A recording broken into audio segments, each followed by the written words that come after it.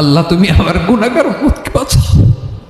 এই দুনিয়ার বুকে রব্বুল আলামিন সব নবীকে একটা করে দাওয়া মুস্তাজাবা দিয়েছেন, মানে যে দোয়া করলে কবুল হয়ে যায় সাথে সাথেই। দুনিয়ার সব নবীরা ওই দোয়াটা দুনিয়ায় করে ফেলেছে। বিশ্বনবী বলবেন, আল্লাহ ওই স্পেশাল দোয়াটা দুনিয়াতে করি নাই, আজকে আমি তোমার দরবারে দাঁড়িয়ে কিয়ামতের দিন ওই দোয়াটা করছি। আল্লাহ আমার যে উম্মতের হৃদয়ে যাররা পরিমাণ ঈমান আছে, আমার একটা উম্মতকেও তুমি জাহান্নামে ঢোকাতে পারবা না।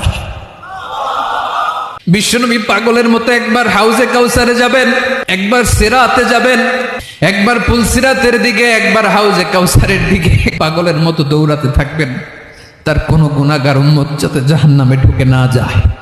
উম্মতি বিশ্বনবী আমার জন্য কাঁদবেন, আপনার জন্য কাঁদবেন, আমাদের জন্য সেদিন কেঁদে কেঁদে জাহান্নামের দরজায় দাঁড়িয়ে আমাদেরকে টেনে টেনে জান্নাতে ঢুকাবেন।